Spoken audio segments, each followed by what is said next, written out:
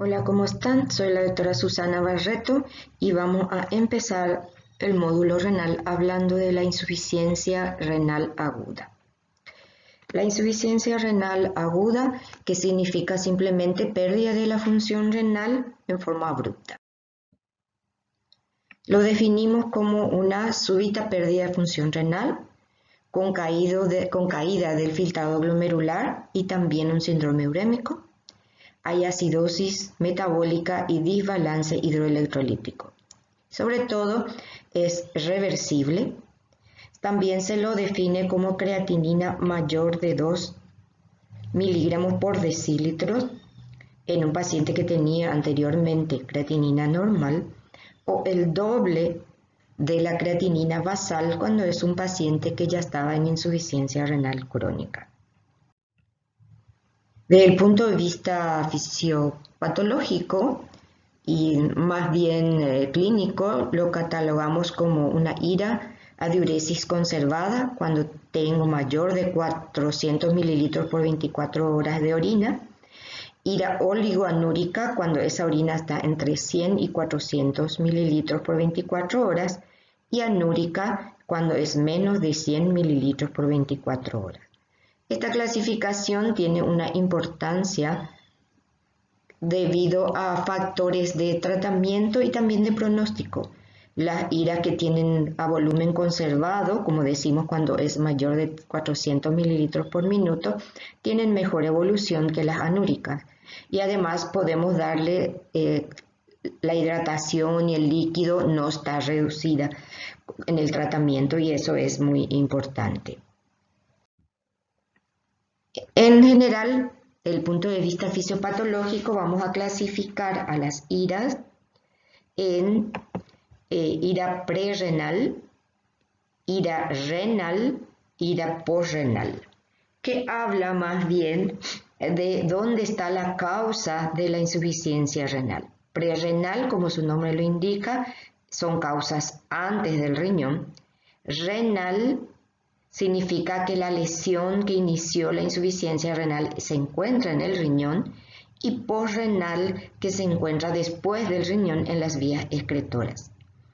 La renal puede ser a su vez necrosis tubular aguda, cuando hay una necrosis de los túbulos renales, puede ser vascular cuando hay una obstrucción de los vasos sanguíneos, intersticial cuando hay una inflamación túbulo y intersticio, y glomerular cuando la causa se encuentra en el glomérulo, que son las glomerulonefritis agudas.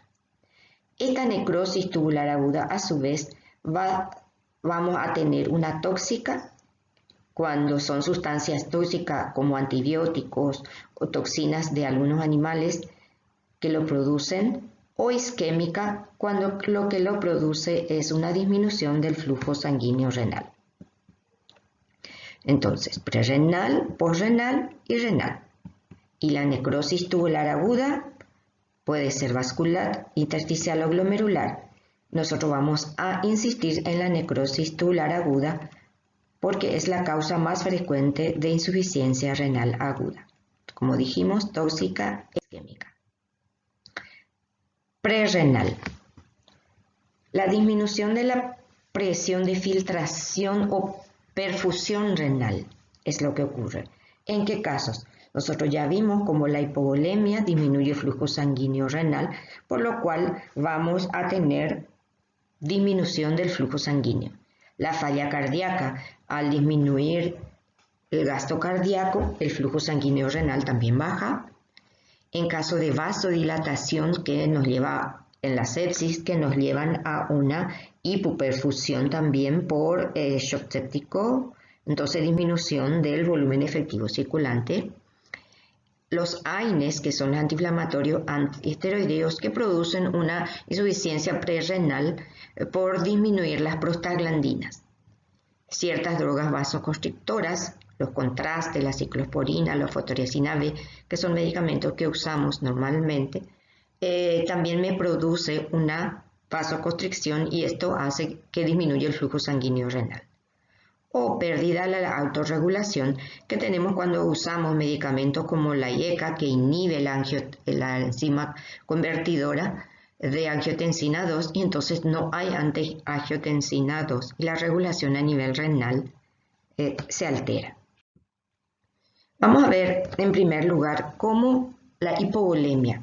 Hablamos específicamente de disminución del contenido de sangre. La causa de hipovolemia pueden ser varias, ¿verdad? Puede ser causa de sangrado, puede ser una causa de deshidratación, como la gastroenteritis, los vómitos, etc. Esta disminución de líquido intravascular evidentemente va a disminuir la tensión arterial. Pero otra causa que me produce disminución del flujo sanguíneo renal es el bajo gasto cardíaco. Este bajo gasto cardíaco significa que hay un problema a nivel del corazón en el cual la fracción de eyección del ventrículo izquierdo es insuficiente. En el caso de y esto evidencia, vamos a decir, el gasto cardíaco disminuido.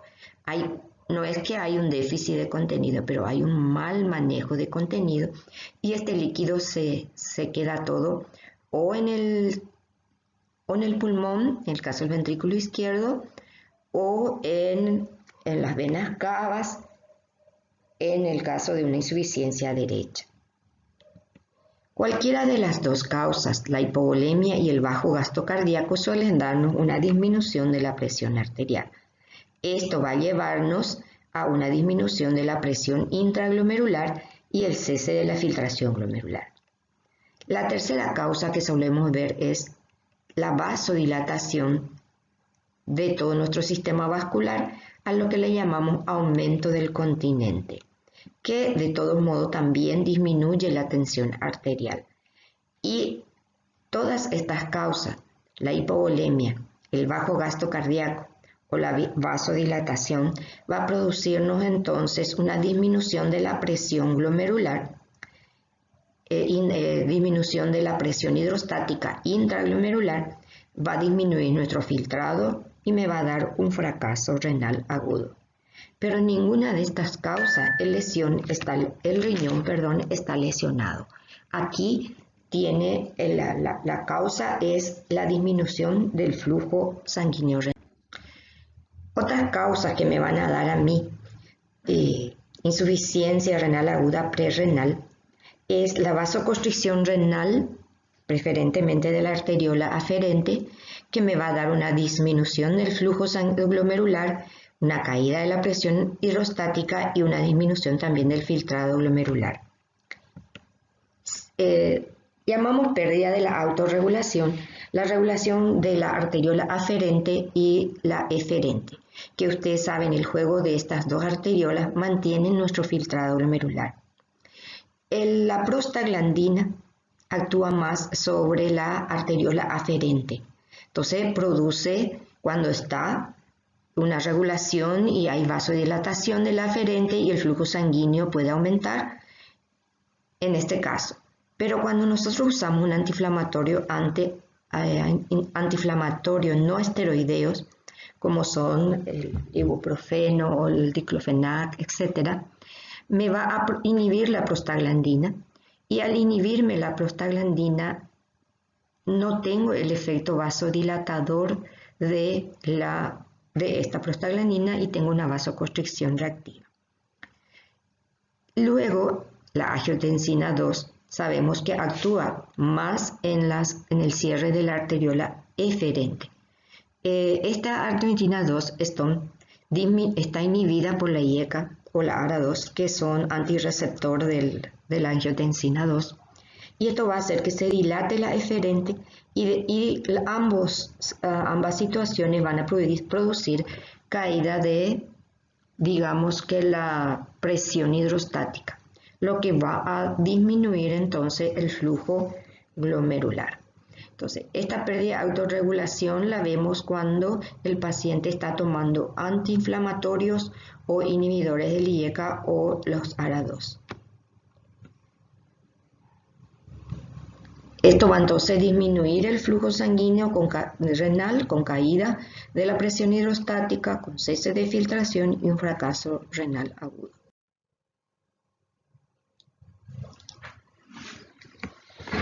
Hay que diferenciar qué es lo que sucede cuando tenemos un estado oligúrico. Un estado oligúrico significa que el paciente está orinando poco. Y en los fracasos renales agudos, como hay una hipovolemia o una disminución del flujo sanguíneo renal, tenemos una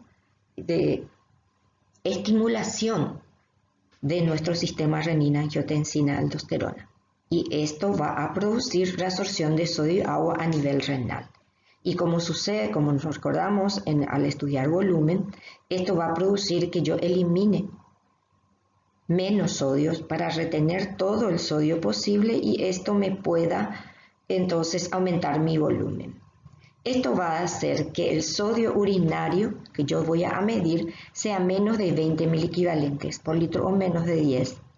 Está disminuido y se evidencia por la fracción de excreción de sodio. Esta fracción de excreción de sodio que le expliqué en el anterior video, cuando hablamos de cómo ver nuestra función renal, nos indica qué cantidad de sodio filtrado es reabsorbido. Esta cantidad de sodio filtrado nos va a dar, haciendo la fórmula, de sodio urinario, creatinina sérica, sodio sérico y creatinina urinaria. Y si es mayor del 1% o menos de 1% lo que se reabsorbe. Si es menos de 1% quiere decir que reabsorbo demasiado sodio, en el caso de la prerrenal. Y si no reabsorbo, vamos a ver, es en el caso de la renal. La osmolaridad urinaria en el caso de la prerrenal está elevada. ¿Por qué? Porque el riñón reabsorbe mucho líquido para tratar de compensar esa hipovolemia o ese hipoflujo renal. Igual que la densidad urinaria. La densidad urinaria es, digamos, similar a lo que es la osmolaridad urinaria, pero usamos menos esto, si bien es más fácil de medir la densidad urinaria, porque influyen en esta densidad urinaria otras sustancias como la albúmina, la urea, etc. Entonces tomamos como referencia la osmolaridad urinaria. Y como es un estado de deshidratación, normalmente en estos pacientes hay más urea que creatinina, es decir, el aumento de urea es mayor que el de la creatinina. Muy bien. Entonces, ahora veamos lo que es la insuficiencia renal aguda de causa renal. Aquí tenemos la insuficiencia renal aguda con lesión de los túbulos renales, que es la necrosis tubular aguda, la vascular, que es una obstrucción vascular, la intersticial, que es inflamación del intersticio, y la glomerular, que es inflamación de los glomérulos, que vamos a ver en otras, en otra parte del módulo. Vamos a insistir en lo que es la necrosis tubular aguda, que es la causa más frecuente de insuficiencia renal aguda. Esta insuficiencia renal aguda puede deberse a isquemia, es decir, falta de oxígeno en la médula renal, o alguna nefrotoxina, alguna sustancia que lesiona específicamente estos túbulos. En este caso hay el daño tubular, normalmente del túbulo contorneado proximal y del asa ascendente de Henle, que son túbulos que son muy activos desde el punto de vista de regulación de líquidos y electrolitos. Cuando hay un daño tubular, lo primero que pensamos es ¿por qué hay una disminución del filtrado glomerular si mis túbulos son los que están lesionados? Entonces, puede haber, por un lado, un efecto directo de la isquemia y la nefrotoxina para disminuir sobre el glomérulo directamente y disminuye el filtrado. Pero la mayoría de las veces lo que ocurre es que al producirse un daño tubular, ocurren algunas reacciones propias por la lesión. Por un lado, hay una inflamación intersticial y que hay una disminución del flujo, el flujo en el fluido tubular, ¿verdad? Por otro lado, como hay necrosis celular, hay obstrucción por cilindros dentro de los túbulos renales. Esto va a aumentar la presión intratubular y no vamos a tener digamos que el fluido se queda estancado dentro de los túbulos. Y en ese entonces se produce fuga tubular. Las células tubulares están necrosadas, lo que hace que el líquido intratubular vaya al intersticio.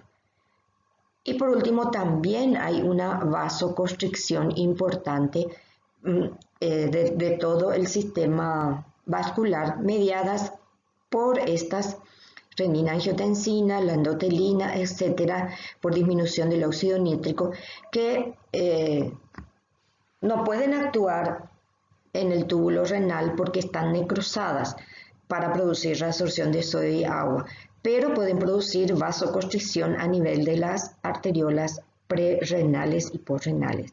Y todo esto va a hacer que disminuya entonces el filtrado glomerular. Entonces tengo un daño tubular y por todos estos mecanismos yo tengo una disminución de mi filtrado glomerular.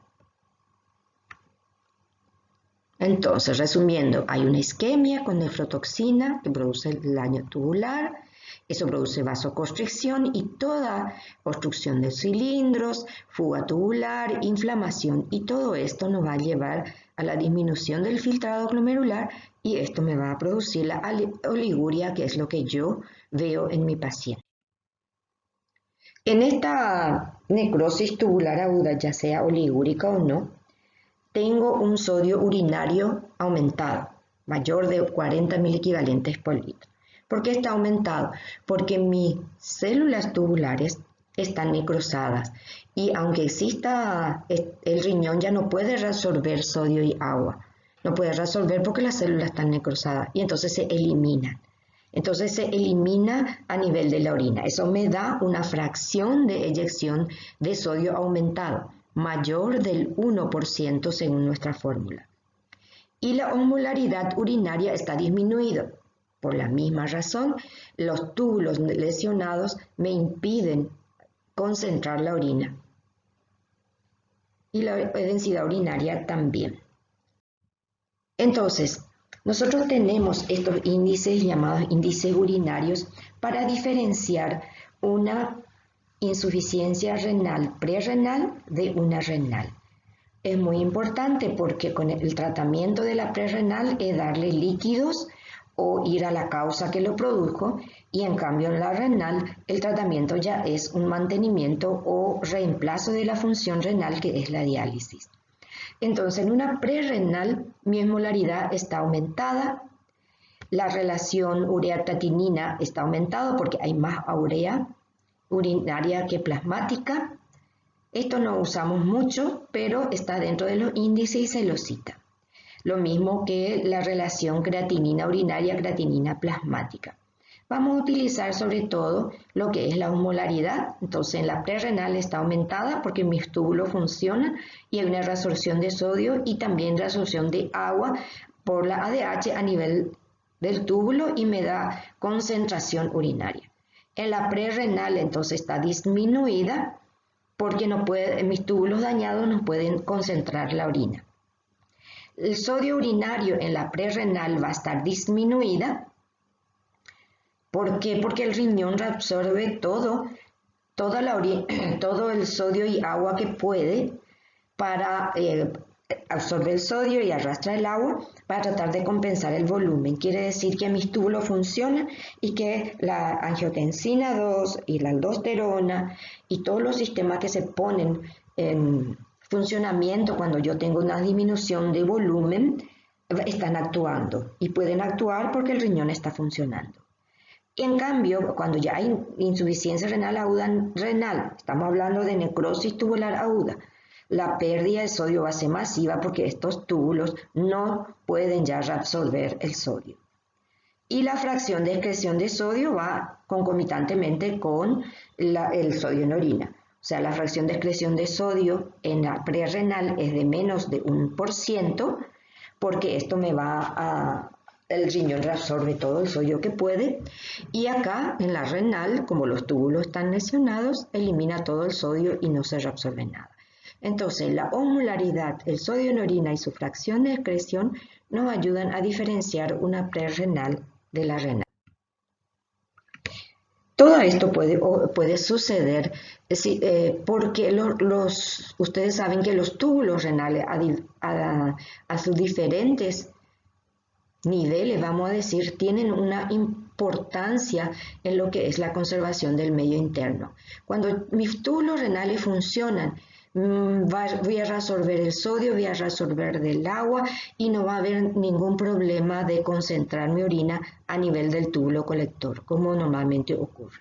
Cuando mis células están necrosadas, ninguno de este túbulo va a poder producir sus funciones.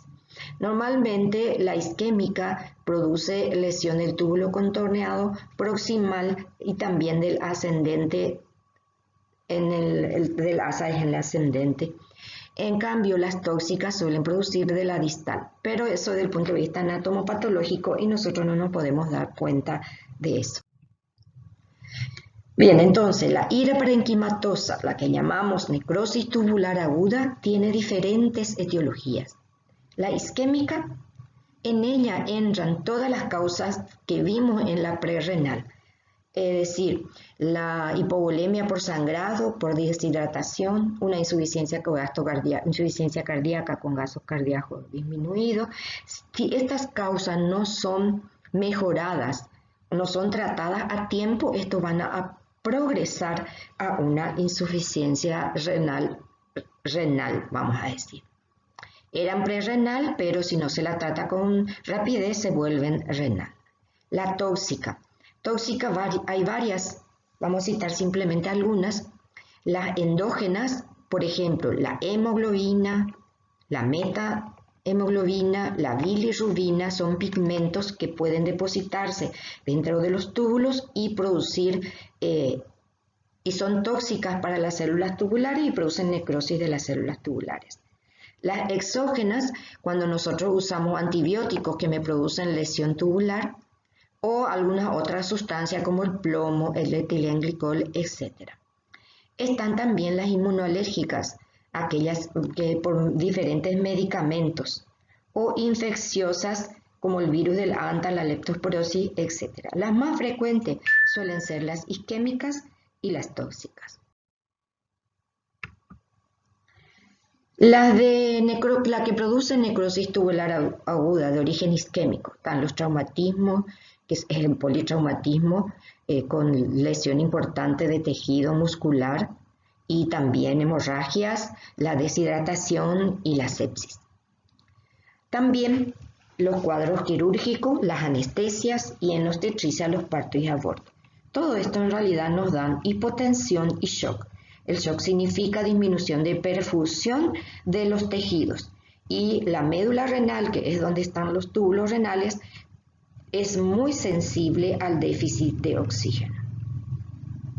Tenemos dos formas principales. La forma oligúrica quiere decir que tengo una diuresis menor de 100 mililitros por 24 horas y la forma oligúrica cuando tengo mayor de 100. También algunos autores ponen aquí la poliúrica cuando la cantidad de orina que se rejunta en 24 horas es de mayor de 400 mililitros por 24 horas. Desde el punto de vista anatomopatológico, si hacemos una biopsia, que no es común que se haga, pero en algunas situaciones es indispensable, vemos que hay infiltración inflamatoria y mis células tubulares están todas necrosadas. Normalmente se ven aquí las mitosis, que es ya el intento de reparación de estas células. Desde el punto de vista clínico, nosotros podemos clasificarla a las necrosis tubular aguda en 3 fases. Algunos hacen 4, ¿verdad?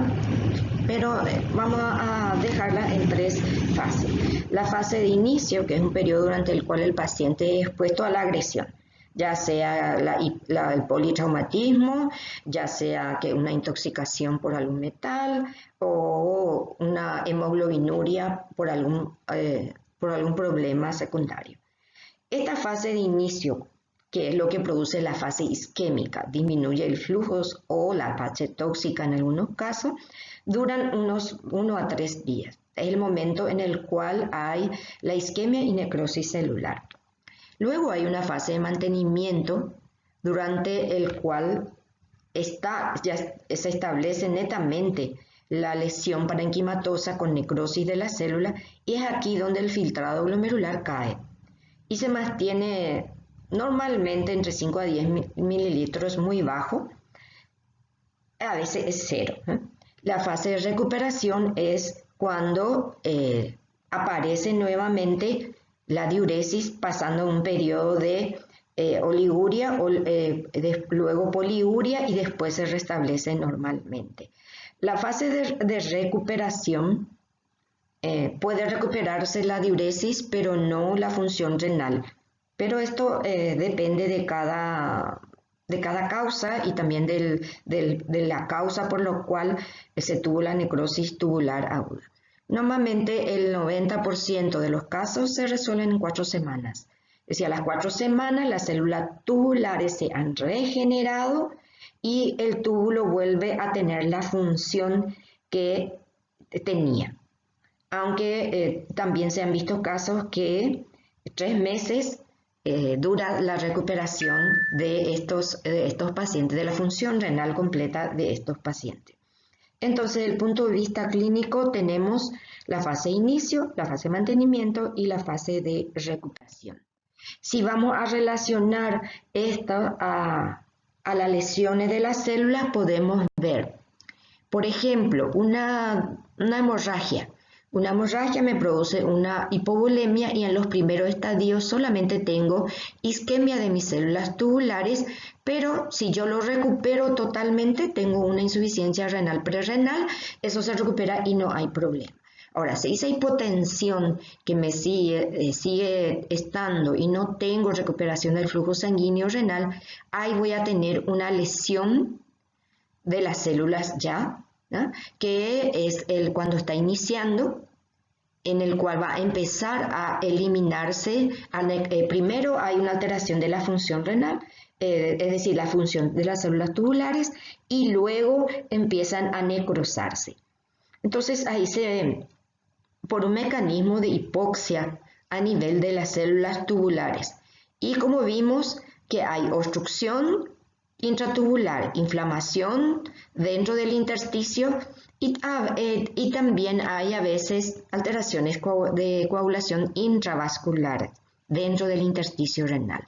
Entonces eso hace que perpetúe, que empeore la necrosis y que haya entonces una extensión, le dicen algunos, de las necrosis tubulares. Y luego hay un mantenimiento, que es la etapa en que no hay todavía recuperación, pero las células tubulares empiezan a proliferar, empiezan a migrar y proliferar y se están recuperando, aunque sin función todavía. Y la etapa de reparación en la cual todas las células se han rediferenciado y también están ya funcionalmente activas.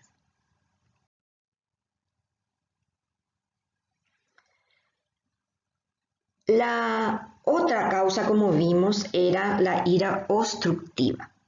La ira obstructiva, que significa que hay una obstrucción a nivel del conducto excretor.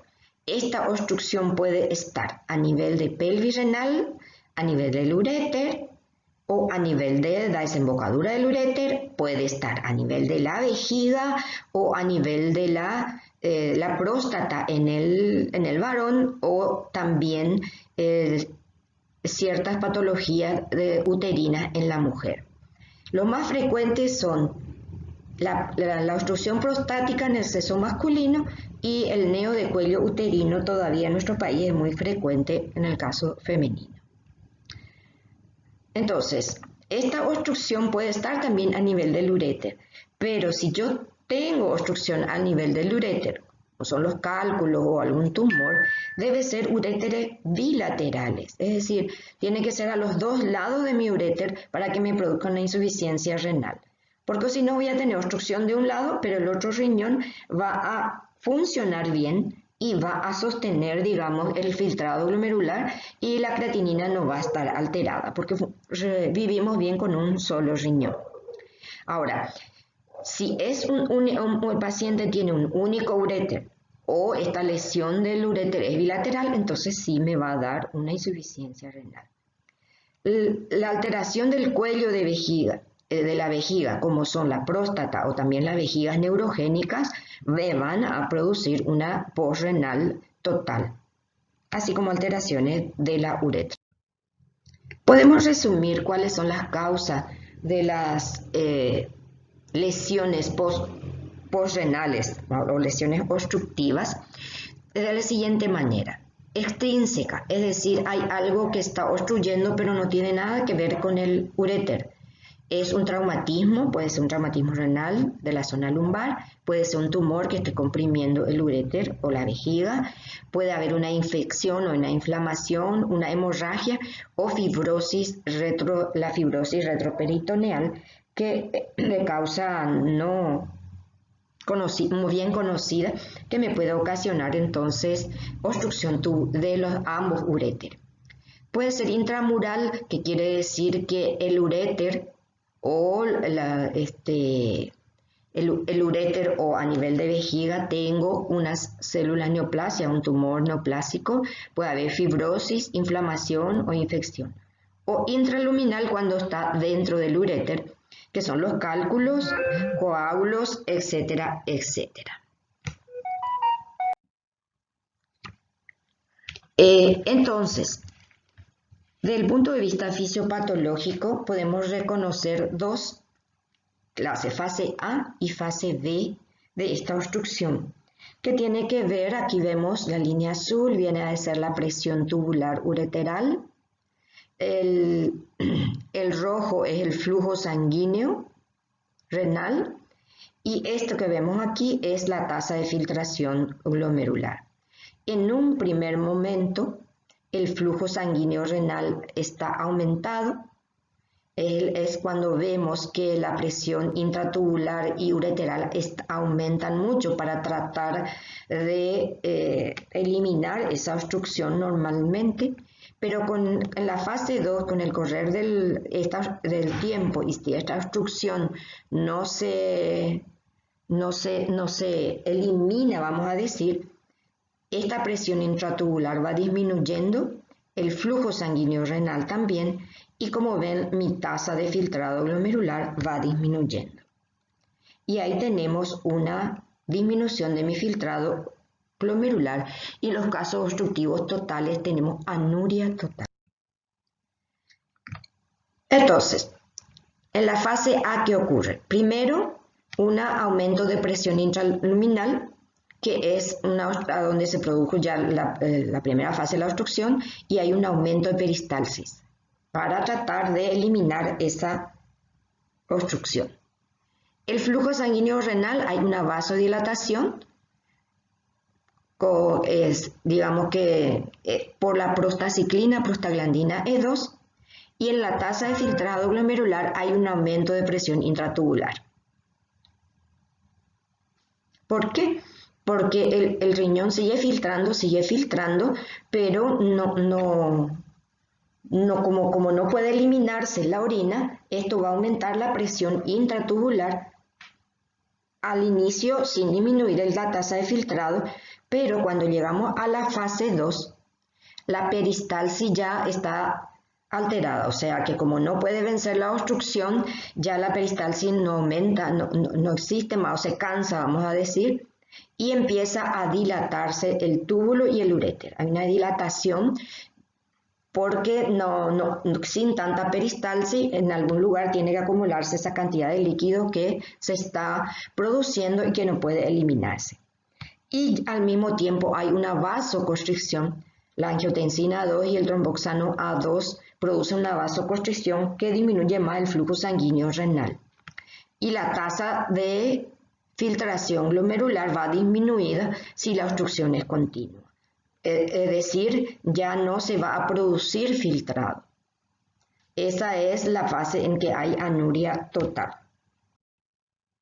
Vean ustedes cómo se ve un uréter y una pelvis dilatada. Este es un riñón normal y esto es una hidronefrosis. Ustedes ven que aquí todo esto que se ve negro es la pelvis renal muy dilatada. Esto significa que hay una obstrucción por debajo de la pelvis, fuera del riñón, que generalmente es el uréter o la vejiga. Bien, vamos a ver una pequeña historia clínica para luego en la clase profundizar en el tema. Esta es una mujer de 58 años que presenta náusea y vómito desde hace 48 horas y luego se presenta una diarrea acuosa. Tenemos una gastroenteritis entonces aguda, porque son 48 horas. Está con mareo e hipotensión arterial, refiere que no orina en las últimas 12 horas. Es decir, tengo hipotensión, que es ya hipovolemia, y oliguria o anuria. En el laboratorio yo tengo una sangre de 135, el potasio de 3, la creatinina de 2, la orina con una densidad 1020, el sodio de 15 y la creatinina de 35, lo que me va a ayudar a mí a hacer la fracción de excreción. Entonces, lo primero que tenemos que hacer nosotros es ver si es una insuficiencia renal aguda prerrenal, una renal, y cuál es la etiología de la insuficiencia renal. Son 3 preguntas que hay que responder. Ahora, ¿es una insuficiencia prerrenal o renal? Para eso nos va a servir la eliminación de sodio y la fracción de excreción de sodio. Aquí vemos la prerrenal, esa fracción de excreción me dio 0,002, o sea, está muy disminuida, es menor del 1%. El sodio urinario también está disminuida y la densidad urinaria está aumentada. Entonces, ahí dice disminuida, pero es un error, está aumentada. La etiología entonces es una gastroenteritis aguda que produjo deshidratación. Y el sedimento urinario está normal, o sea que no hay otra patología renal. Entonces tenemos una hipoperfusión renal con activación del sistema renina, angiotensina, aldosterona, que me va a producir reabsorción de sodio y agua con oliguria, y esto es la causa de la disminución entonces de diuresis y de un ligero aumento de la creatinina plasmática. Bien, por ahora es todo, nos veremos en la clase sincrónica.